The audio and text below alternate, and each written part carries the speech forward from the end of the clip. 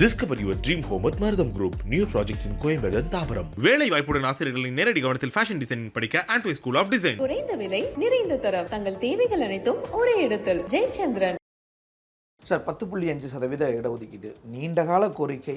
ஆனாலும் செவிசாய்க்க தமிழ்நாடு அரசு மறுத்துக்கிட்டே இருக்கு. முழுக்க ஒன்றிய அரசு தான் அதை நடத்தணும். நம்ம நடத்தினா அவன் ஏற்றுக்க மாட்டான். கோர்ட்டுக்கு போன செல்லாது. நாட்டாம்பரத்தை சரத்குமார் சொல்றாரு, சுப்ரீம் கோர்ட்ல தடை கூட கொடுக்க மாட்டேன்ட்டாங்க. முடியாது. வன்னிய மக்கள் வாழக்கூடிய மாவட்டங்களில் ஒரு 20 நாள் ஸ்தம்பிச்சு போச்சு. அதே பாமக இருக்கிற 30 எத்தனோ பேர் உயிரிழந்தாங்க. எம்ஜிஆர் என்ன பண்ணாரு? கொடுத்தாரா? சுட்டு சாகடிச்சார்.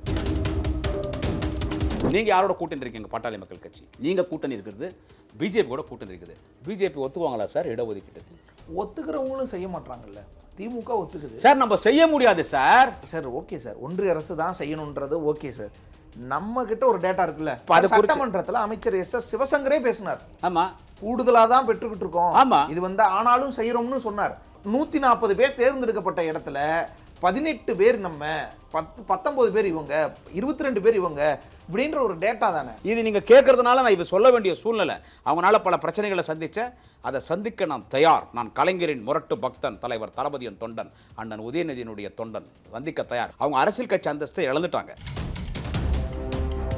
யார் இவங்கெல்லாம்? யாரு? திரு டாக்டர் ராமதாஸ், திரு அன்புமணி ராமதாஸ், ஜி.கே. வாசன், இன்னும் இருக்கிற இவங்கெல்லாம் யார்? இவங்கெல்லாம் பிஜேபி செய்தி தொடர்பாளமாக தான் நீ செயல்பட்டு இருக்காங்க. மரியாதைக்குரிய பாரத பிரதமர் நரேந்திர மோடி இடத்துல டாக்டர் ராமதாஸ் போய் அப்பாயின்மெண்ட் கிட்ட கொடுக்க மாட்டாரா? கொடுப்பாரு. நீங்க போய் கேளுங்க. நான் உங்க கூட கூட்டணியில் இருக்கிறாங்க, ஒன்றிய அரசு தான் நடத்தணுமாமே, நீங்க எங்களுக்கு எப்படியா நடத்தி எங்களை கொடுங்கன்னு சொல்லி நீங்க போய் கேளுங்க சார். மைனாரிட்டிக்கு அவன் இடஒதுக்கீட்டு கொடுக்க மாட்டான் சார். அவன் கொள்கை இல்லை சார்.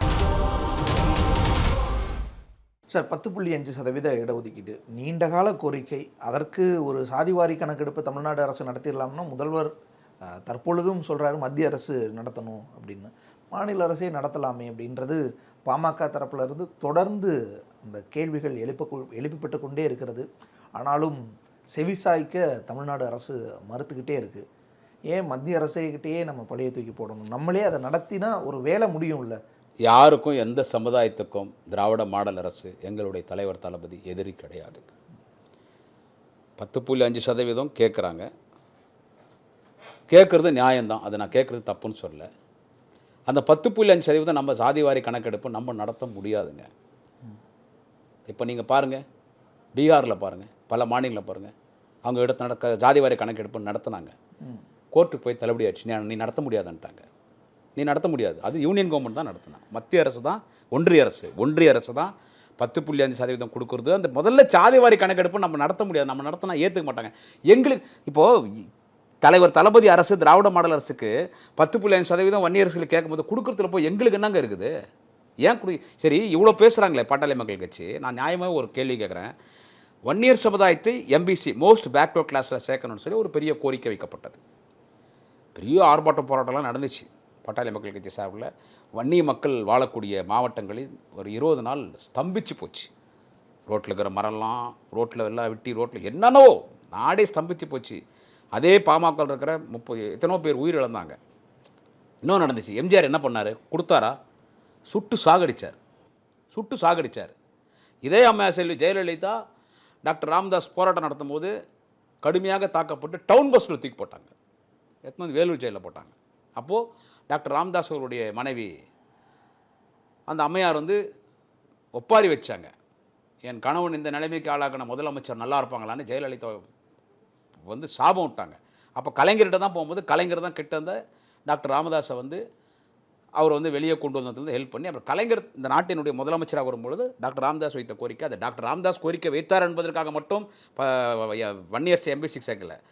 வன்னியர்களுக்கு அந்த ஒரு எம்பிசி இடஒதுக்கீடு கேட்குறாங்கன்னு சொல்லி கலைஞர் தான் கொடுத்தார். அத்தை வேறு யாரும் கொடுக்கலையே உங்களுக்கு? எம்ஜிஆர் கொடுத்தாரா? எம்ஜிஆர் கொடுக்கலையே. ஜெயலலிதா என்ன பண்ணாங்க வன்னியர் சமுதாயத்துக்கு? இதெல்லாம் நான் பாட்டாளி மக்கள் நல்லா யோசிச்சு பார்க்கணும். திமுக தான் வன்னியர் சமுதாயத்தை நல்லது பண்ணிச்சு. இதே சட்டமன்றத்தில் எப்பயாவது பாட்டாளி மக்கள் கட்சி தலைவர் கலைஞரோ எங்கள் தலைவர் தளபதியோ விமர்சனம் பண்ணியிருப்பாங்களா? ஆனால் ஜெயலலிதா சட்டமன்றத்தில் பாட்டாளி மக்கள் கட்சியை டேமேஜ் பண்ணுறதுக்காகவே எல்லா கட்சி வரலாறு அம்மையார் ஜெயலலிதா சட்டமன்றத்தில் பேசும்போது ரெக்கார்ட் பண்ணுறாங்க. என்ன சொல்கிறாங்கன்னு கேட்டால், எல்லா அரசியல் கட்சிக்கும் ஒரு வரலாறு இருக்குது. என்னை கடுமையாக எதிர்க்கிறாங்க திமுக, எங்களுக்கு எதிரி திமுக. ஆனால் திமுகவுக்கு ஒரு வரலாறு இருக்குது. மொழி போராட்டத்திற்காக ஒரு இயக்கம் கடுமையாக உழைத்தது. இந்தி எதிர்க்க வேண்டும், தமிழ்நாட்டில் தமிழ் மட்டும்தான் இருக்க வேண்டும் என்று தமிழ் மொழிக்காக இந்தி எதிர்த்த ஒரு மிகப்பெரிய வரலாறு திராவிட முன்னேற்ற கழகத்துக்கும் உண்டு, கலைஞருக்கும் உண்டுன்னு அந்த அம்மா ரெக்கார்ட் பண்ணுறாங்க. கம்யூனிஸ்ட் கட்சியை பேசும்போது என்ன சொல்கிறாங்க? மார்க்சிஸ்ட் கம்யூனிஸ்ட், இந்திய கம்யூனிஸ்ட், டோட்டலாக பொது உடைமை இயக்கங்கள், அந்த முதலாளி அர்த்தத்தை, முதலாளி வர்க்கம், ஆதிக்கம், அந்த முதலாளியினுடைய ஆதிக்கத்தை ஒழிப்பதற்காக தொழிலாளர்களுக்காக பாடுபடுகிற கட்சி கம்யூனிஸ்ட்ன்றாங்க. காங்கிரஸை பற்றி பேசும்போது ஜெயலலிதா என்ன சொல்றது? நாட்டுக்கு சுதந்திரத்துக்காக போராடிய கட்சின்றாங்க சொல்கிறாங்க. விடுதலை சிறுத்தைகள் கட்சியை பற்றி பேசும்போது, அண்ணன் தொழில் திருமாவளவனை பற்றி பேசும்போது ஒடுக்கப்பட்ட சமுதாயத்துக்காக ஒரு குரல் கொடுக்குற ஒரு கட்சி. எல்லாரையும் நல்லா பேசுகிறாங்க. திமுக ஹைலைட்டாக பேசிட்டு பாட்டாளி மக்கள் கட்சி என்றால் இது சொன்னது யாருன்னு கேட்டால் அம்மையார் செல்வி ஜெயலலிதா. இது அசம்பிளி ரெக்கார்டு, சும்மா பேச முடியாது. பாட்டாளி மக்கள் கட்சி என்றால் அவர்கள் மரவெட்டிகள். சொன்னது யாருன்னா அம்மையார் செல்வி ஜெயலலிதா. அந்த மாதிரி கலைஞர் வந்து பாட்டாளி மக்கள் கட்சியை டேமேஜ் பண்ணியிருப்பாங்களா? டாக்டர் ராமதாஸை டேமேஜ் பண்ணியிருப்பாங்களா? தந்தை பெரியாருக்கு பிறகு முத்தமிழர் டாக்டர் கலைஞராக இருந்தாலும் எங்கள் தலைவர் கலைஞரின் இதயத்தை இரவலாக பெற்றிருக்கிற வாழும் கலைஞர் அன்பு தலைவர் தளபதி ஸ்டாலினாக இருந்தாலும் தந்தை பெரியாருக்கு பிறகு ஐயா என்று அழைத்தது யார் என்று கேட்டால் திரு டாக்டர் ராமதாஸ் அவர்கள். இப்போ இந்த 10.5% எடப்பாடி பழனிசாமி நீங்கள் கேட்கலாம், அவர் ஏடிஎம்களை கொடுத்தாருன்னு. தேர்தலுக்கு 4 நாளோ 5 நாள் இருக்குதுன்னு நினைக்கிறேன். 10.5 கொடுத்துட்டார். நோம்பு கும்புற மாதிரி வெறும் வாயில் வடச்சு விட்டார் திரு எடப்பாடி பழனிசாமி அவர்கள். அப்படி கொடுக்க முடியாதுங்க. நிறைய ஃபார்மாலிட்டிஸ் இருக்குங்க. அதை ஜாதிவாரி கணக்கெடுப்பு நடத்தணும். முழுக்க ஒன்றிய அரசு தான் அதை நடத்தணும். நம்ம நடத்தினா அவன் ஏற்றுக்க மாட்டான். கோர்ட்டுக்கு போன செல்லாது. நாட்டாம்பரத்தை சரத்குமார் சொல்கிறாரு, நீ என்ன வேணும்? நான் பெரியப்பா வேணும். சொந்தம் சாதி செல்லாதுன்ற மாதிரி கோர்ட்டு செல்லாது சொல்லிடுவாங்க. இப்போ எல்லாமே சொல்லுங்கிறாங்க. சுப்ரீம் கோர்ட்டில் தடை கூட கொடுக்க மாட்டேன்ட்டாங்க. முடியாது. யூனியன் கவர்மெண்ட்டை போயிட்டு, ஒன்றிய அரசு மோடி கவர்மெண்ட்டை போயிட்டு ஜாதிவாரி கணக்கெடுப்பு நடத்த சொல்லு. அவங்க தான் நடத்தணும். அவங்க நடத்தட்டும். நம்மளையும் அவங்க கேட்டிருக்காங்க. அது 1 வருஷம் கேட்டிருக்காங்க. இன்னைக்கு நாளைக்கு நடக்கிற வேலை கிடையாதுங்க. அது இன்னைக்கு நாளைக்கு கூட. அதனால வந்து வன்னியர்களுக்கு 10.5% கொடுக்கூடாதுன்ற எண்ணம் கிடையாது. எந்த சமுதாயத்துக்கும் எங்களுடைய தலைவர் தளபதி அவர்கள் எந்த சமுதாயத்திற்கும் அவர் எதிரி கிடையாது. எல்லா சமுதாயத்தினுடைய தலைவர் தான் எங்களுடைய தலைவர் தளபதி. எல்லா சமுதாயத்தின் மக்களுக்கும் நல்லது பண்ணுவார், தளபதி பண்ணுவார். இவங்க பாலிடிக்ஸ் பண்ணுறாங்க சார். நான் அது சொல்லி ஆகணும். நீங்கள் யார் கூட கூட்டணி இருக்கிறீங்க? இப்போ நீங்கள் 10.5 நீங்கள் கேள்வி கேட்டதுனால அதை நான் மலிப்பு போக விரும்பலை. நீங்கள் யாரோட கூட்டணி இருக்கீங்க? பாட்டாளி மக்கள் கட்சி. நீங்கள் கூட்டணி இருக்கிறது பிஜேபி கூட கூட்டணி இருக்குது. BJP ஒத்துக்குவாங்களா sir இடஒதுக்கீட்டுக்கு? ஒத்துக்கிறவங்களும் செய்ய மாட்டாங்கல்ல. திமுக ஒத்துக்குது சார். நம்ம செய்ய முடியாது சார். தடையெல்லாம் எதுவும் இல்லையே சார். செய்யறாங்க.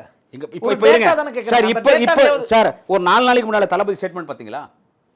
தமிழ்நாட்டில் ஜாதிவாரி கணக்கெடுப்பை ஒன்றிய அரசு நடத்தணும். அதான் சார், ஒன்றிய அரசுனே ஏன் நடத்தணும்ன்றோம். நம்மளே நடத்தலாம் இல்லை. சரி, அது கூட விடுங்க.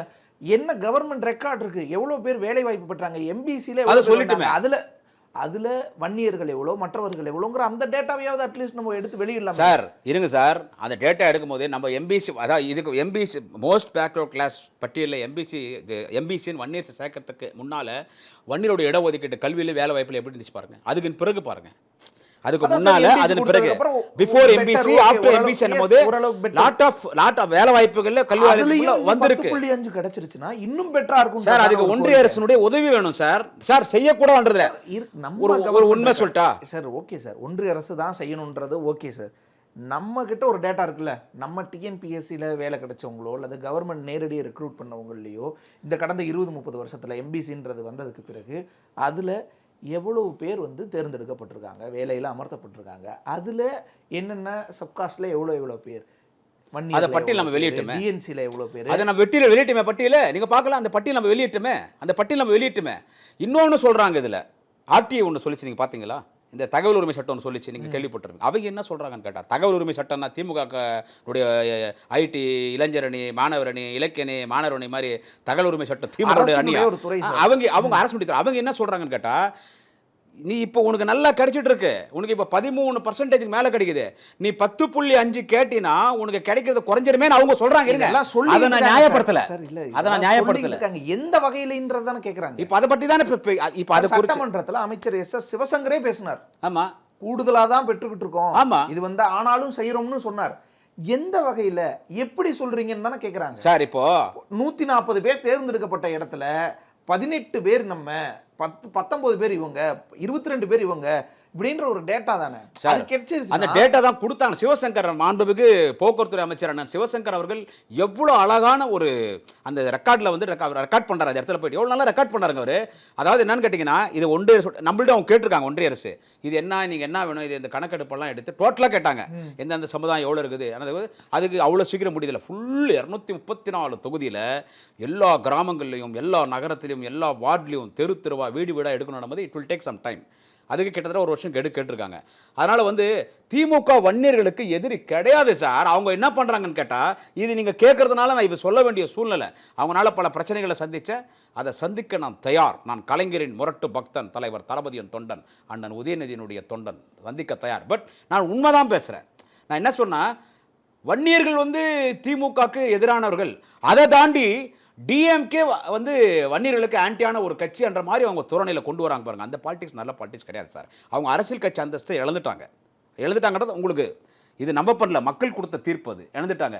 ஸோ ஓட் பேங்க் வேணுன்றதுனால இப்போ ஜாதியை தூக்கி தலைமையில் பிடிச்சி திமுக என்ன வன்னியர்கள் செய்யலை, உங்களுக்கு மனசு இல்லை. அவரு டாக்டர் ராமதாஸ் அவரு என்ன சொல்றாரு, இன்னும் 5 வருஷம் ஆனால் கூட நமக்கு 10.5 கிடைக்காதுன்றாரு. அவரு சொல்றாரு திமுக வரைக்கும் நமக்கு கிடைக்காது, இன்னும் 5 வருஷம் ஆனாலன்னா இன்னும் 1.5 வருஷத்துக்கு தேர்தல் இருக்குது. அடுத்து திமுக தான் ஒத்துக்கிறார்.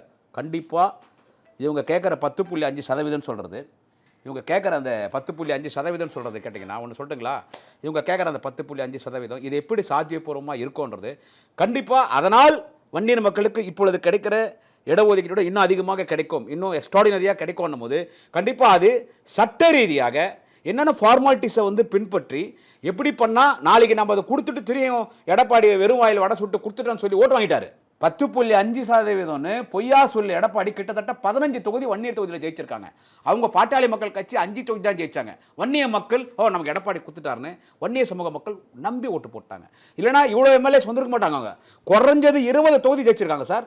தருமபுரி ஃபுல்லாக ஜெயிக்கிறாங்க சார் அவங்க ஏடிஎம்கே. அது ஜெயிச்சிருந்தேன்னா எடப்பாடி மேலே அப்படியே செல்வாக்கா கிடையாது.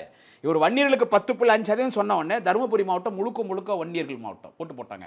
சேலத்தில் ஓட்டு போட்டாங்க. எங்கள் கேவிக்குப்பம் தொகுதி ரிசர்வ் தொகுதி.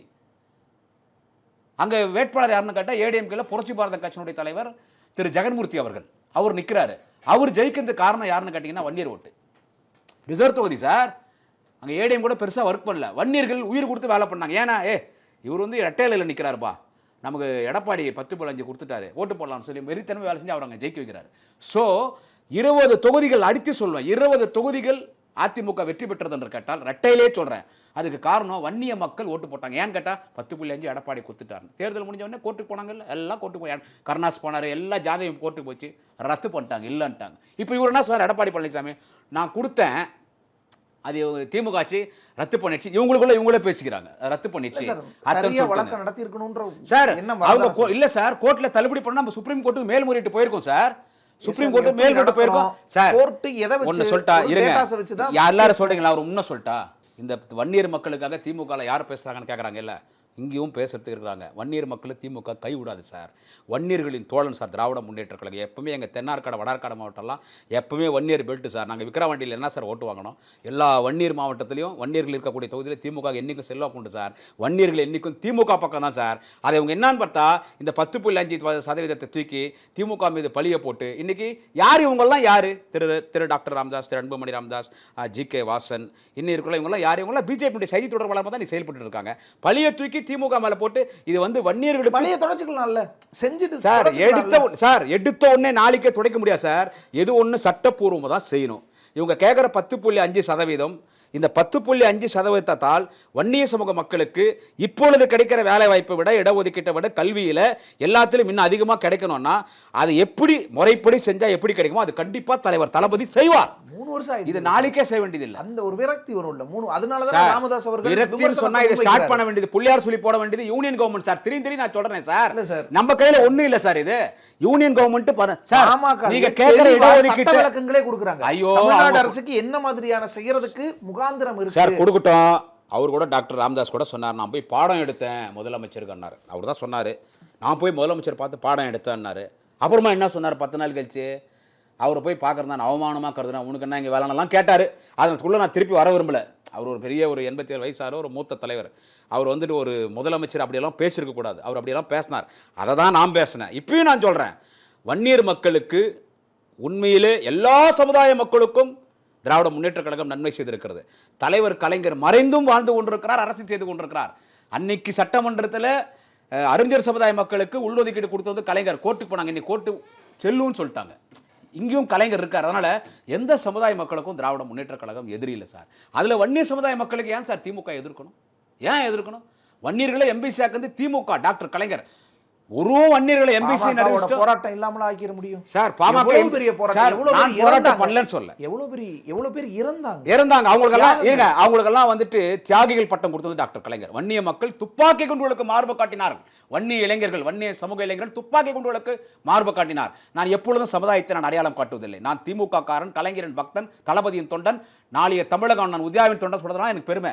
இருப்பினிலும் வன்னியர் செக்யூரிட்டி அதான் சொல்றேன். உங்களோடு பேசிக் கொண்டிருக்கிற டிஎம்கே யூடியூபர் குடியாத்தம் குமரன் வன்னியர் சமூகத்தை சார்ந்தவன். தான் ஆடாட்டியும் தன் சதாடுன்னு சொல்லுவாங்க. அது முறைப்படி தான் சார் பண்ண முடியும். இந்த நாளைக்கு கொடுத்துட முடியுமா? நிறைய ஃபார்மாலிட்டிஸ் இருக்கு சார், நிறைய ஃபார்மாலிட்டிஸ் இருக்கு. இது அங்கே வந்து கோர்ட்டில் கேஸ் போட்டு பேட்டி தர மரியாதைக்குரிய பாமகனுடைய செய்தி தொடர்பாளர் அண்ணன் பாலு அவருக்கு எல்லாமே தெரியும். அவரும் நிறைய டிவி டிபேட் பேசிருக்கு. ஏன் அவர் அன்புமணிக்கும் தெரியும், டாக்டருக்கு தெரியாதா? டாக்டர் ராம்தாஸ் தெரியாதா? எத்தனை வருஷம் அரசியல் இருக்கிறாரு. அவங்க அரசியல் பண்ணணும், திமுக டேமேஜ் பண்ணணும். பாட்டாளி மக்கள் கட்சிக்கு திமுக கொடுத்த மரியாதை மாதிரி யாரும் கொடுத்தது கிடையாதுங்க. கலைஞர் கொடுத்த மரியாதை விட ஜெயலலிதா சிஎம்மாக இருக்கும்போது அப்பாயின்மெண்ட் வாங்கிட்டு டாக்டர் ராம்தாஸ் செக்ரட்டரி போறாரு. 2 மணி நேரம் அவ்வளோ பெரிய மனுஷன் அந்த அம்மா உட்கார வச்சிச்சு, பார்க்கல. ஆனால் உங்களுக்கு திமுக உங்களுக்கு எவ்வளோ மரியாதை கொடுக்குது? இன்னைக்கு வரைக்கும் ஒரு வார்த்தை தளபதி டாக்டர் ராம்தாஸ் பற்றி பேசியிருப்பாரா? இன்னைக்கு வரைக்கும் அவருக்கு பிறந்தநாள் அன்றைக்கி வாழ்த்து சொல்கிறார் காலையில். இவர் சாயங்காலம் போய் ஸ்கூல் ஃபங்க்ஷனில் உட்காந்துக்கின்னு அந்த மாதிரி தளபதி உரிமையில் பேசும்போது நான் அது பதில் கொடுத்தேன். அவ்வளோதானே தவிர நான் இப்பயும் சொல்கிறேன், கலாட்டா யூடியூப் சேனல் மூலிமா கண்டிப்பாக இது உலகம் முழுவதும் எல்லோரும் பார்க்கக்கூடியவர்கள். வன்னியர் சமுதாய மக்களுக்கு நன்மை செய்த கட்சி தலைவர் என்றால் டாக்டர் கலைஞர் ஒருவர் தான். முத்தமிழ் இருக்கிற டாக்டர் கலைஞர். அதை எங்கள் தலைவர் தளபதி கடைபிடிப்பார். எதிர்காலத்தில் எங்கள் மாண்புமிகு உதயநிதி ஸ்டாலின் கடைபிடிப்பார். நீங்கள் கொஞ்சம் பொறுமையாக இருக்கணும். அவங்க பாமக அரசியல் பண்ணுறதுக்கு வன்னியர்கள் வாக்கு திமுக வரக்கூடாதுன்றதுனால அவங்க ஒரு கபட நாடகத்தை ஆடுகிறார்கள், இந்த 10.5%. இதனால் வன்னிய மக்களுக்கு இப்பொழுது கிடைக்கக்கூடிய வேலை வாய்ப்பை விட கல்வி எல்லாத்திலும் இடம் அதிகமும் கண்ணா கண்டிப்பாக அது முறைப்படி எப்படி செய்யணுமோ, சற்று காலதாமதமானால் கூட கண்டிப்பாக திமுக ஆட்சியில் தளபதி அவர்கள் அதை செய்வார். அது முறைப்படி தான் செய்யணும். இதில் ஒன்றிய அரசு கேம் ஆறான். நீங்கள் போங்க சார், நீங்கள் பாட்டாளி மக்கள் கட்சி, நீங்கள் அவங்க கூட கூட்டணியில் இருக்கீங்க, நீங்கள் போங்க. ஏன் இப்போ நரேந்திர மோடி, மரியாதைக்குரிய பாரத பிரதமர் நரேந்திர மோடி இடத்துல டாக்டர் ராம்தாஸ் போய் அப்பாயின்மெண்ட் கேட்டால் கொடுக்க மாட்டாரா? கொடுப்பாரு. நீங்கள் போய் கேளுங்க, ஏங்க நான் உங்கள் கூட கூட்டணியில் இருக்கிறாங்க, ஒன்றிய அரசு தான் நடத்தணுமாமே, நீங்கள் எங்கள் வந்துட்டு எங்களுக்கு எப்படியா நடத்தி எங்களை கொடுங்கன்னு சொல்லி நீங்கள் போய் கேளுங்க சார். அந்த பெருமையை நீங்களே வாங்கிக்கங்க அந்த பெருமையை. ஏன் போக மாட்டேங்க சார்? பிஜேபி சனே இந்துயிசம் பாலிடிக்ஸ், மதவாத கட்சி, இந்துத்துவா கட்சின்னு சொல்றாங்க. இந்துத்துவா என்று சொன்னால் இந்துத்துவாவில் OC, BC, MBC, SC, ST, forward caste, பூணூல் போட்ட பிராமணர். பாஜகவின் அரசியல் என்னவென்று கேட்டால், பாஜகவின் ஆட்சி என்னவென்று கேட்டால், இந்துத்துவாவிலே அப்பர் கம்யூனிட்டி, மேல் ஜாதி பிராமண அரசியல் மட்டும்தான் பண்ணுவான். அவன் என்ன மாதிரி பிசி, ஓசி, எம்பிசி, எஸ்சி, எஸ்டி மைனாரிட்டிக்கு அவன் இடஒதுக்கீட்டு கொடுக்க மாட்டான் சார். அவன் கொள்கை இல்லை சார். நீ அவங்க கூட கூட்டணி உக்காந்துக்குன்னு நீ இடஒதுக்கீட்டு வந்து திமுக கொடுக்கல 10.5ன்னா அதை ஆரம்பிக்க வேண்டியவன், பிள்ளையார் சொல்லி போட்டு ஆரம்பிக்க வேண்டியவன், திறப்புலா பண்ண வேண்டியவன், ரிப்பன் வெட்டினா தானே கடை திறப்புலான்னு வரும். சோலிங் ஷெல்டர் தந்தா, ரோலிங் ஷெல்டர் தந்தா தானே கடைக்குள்ள போக முடியும். அவன் திறக்க மாட்டான். உடனே எப்படி நான் உள்ள போய் வியாபாரம் பார்க்க முடியும்? அவன் தான் ஆரம்பிக்கணும். அவன் முடியாதுன்றான், அவன் கொடுக்க மாட்டான். உள்ளொதுக்கீட்டு இடஒதுக்கீட்டுக்கும் பாஜக எந்த சம்பந்தம் இல்லை, அவன் கொடுக்க மாட்டான். ஏன் சாதி ஊன் சாதி அவன் ஏற்றுக்க மாட்டான். நீங்கள் அவங்க கூட பழி திமுக மேலே போட்டால் இருந்தாலும் நீங்கள் என்னதான் திமுக பாமக பழி போட்டு வன்னியர்களுக்கு எதிரான கட்சி நீங்கள் என்னதான் பேசினாலும், அவர் பெரியவர் பேசினாலும் சரி, சின்னவர் பேசினாலும் சரி, அதில் இருக்கிறவங்க யார் பேசினாலும் சரி, வன்னியர்களை எல்லா சமுதாயத்தையும் பாதுகாக்கிற இயக்கம் திராவிட முன்னேற்ற கழகம். வாழும் கலைஞராக இருக்கிற தலைவர் தளபதி ஸ்டாலின், வன்னியர்களுடைய கோரிக்கை அது நியாயமான கோரிக்கை தான், நான் இல்லை என்று சொல்லவில்லை. அது முறைப்படி நாளைக்கு 10.5 நம்ம கொடுத்துட்டோம்னா திரும்பி அது ரத்தாகக்கூடாது. இப்போ எடப்பாடி பழனிசாமி ரத்தாயிடுச்சு. அன்னைக்கு எம்பிசின்னு கொடுத்தார், இன்னைக்கு எம்பிசி இருக்கு. இன்னைக்கு எத்தனை டாக்டர், எத்தனை இன்ஜினியர், இன்னைக்கு எத்தனை ஆடிட்டர்ஸ், இன்னைக்கு எத்தனை ஐஏஎஸ் ஆஃபீஸர்ஸ், எத்தனை ஐபிஎஸ் ஆஃபீஸர்ஸ், வெளிநாட்டில் மிகப்பெரிய நிறுவனங்களில் இன்னைக்கு எவ்வளோ பெரிய இடத்துல இருக்காங்க. சமுதாயத்தில் இன்னைக்கு வன்னிய சமுதாயத்தின் மக்கள் உயர்த்தப்பட்டிருக்கார். காரணம் யார்? மெரினாவில் ஓய்வெடுத்துக் கொண்டிருக்கிற அந்த தலைவன் முத்தமிழறிஞர் டாக்டர் கலைஞர். அந்த பணியை தலைவர் தளபதி செய்வார். நீங்கள் அவங்க அரசியல் பண்ணுறதுக்கு திமுக வந்துட்டு பிளேம் பண்ணுறாங்க. டாக்டர் ராம்தாஸ், அன்புமணி ராமதாஸ், ஏன்னா அவங்களுக்கு பாவம், நான் அவங்களுக்கு குறை சொல்லலை, அவங்களுக்கு அந்த அரசியல் கட்சி அந்தஸ்து போயிடுச்சு. அவங்களுக்கு அவங்க அது வேணும், வன்னியர் மக்கள் ஓட்டு முழுக்க நமக்கு தான் வேணும், அதுக்கு அவங்க பண்ணுற பாலிடிக்ஸ். அது மக்கள் வருகிற சட்டமன்ற தேர்தலில் நல்ல முடிவு எடுப்பார். வன்னியர் மக்கள் எல்லா சமுதாய மக்கள் எங்களுக்கு இது திராவிட மண், எல்லா சமுதாய மக்கள் என் தலைவன் தளபதியை இவர் ஒரு சமுதாயம் என்று ஒரு சமுதாயத்தினுடைய தலைவர் தளபதி யாரும் அடையாளம் காட்ட முடியாது. அவருடைய சமுதாயம் தமிழ் சமுதாயம், அவர் சமூகம் தமிழ் சமூகம், அவர் இனம் திராவிட இனம், மொழியால் தமிழன். ஸோ எல்லா சமுதாயத்துக்கும் சிறுபான்மை மக்கள் கிறிஸ்தவர்கள் இஸ்லாமியர்கள் சேர்த்து சொல்கிறேன், எல்லாருடைய பாதுகாவலர் அவர், எல்லாருடைய காவலர் அவர், யாரையும் கைவிட மாட்டார். அவங்க நடத்த ஒரு அரசியல் இதை திராவிட முன்னேற்ற கழகம் எதிர்கொள்ளும். வன்னிய மக்களுடைய கோரிக்கைகள் முறைப்படியாக தளபதி அவர்கள் நிறைவேற்றுவார். நன்றி சார், உங்களோட நினைவுக்கு நீங்கள் படுத்துட்டு வரதுக்கு மிக்க நன்றி. Discover your dream home at Mardam Group. New projects in Coimbatore and Tambaram. வேலை வாய்ப்புடன் ஆசிரியர்களின் நேரடி கவனத்தில் ஃபேஷன் டிசைனிங் படிக்க ஆண்ட்வே ஸ்கூல் ஆஃப் டிசைன். குறைந்த விலை நிறைந்த தரம் தங்கள் தேவைகள் அனைத்தும் ஒரே இடத்தில் ஜெயச்சந்திரன்.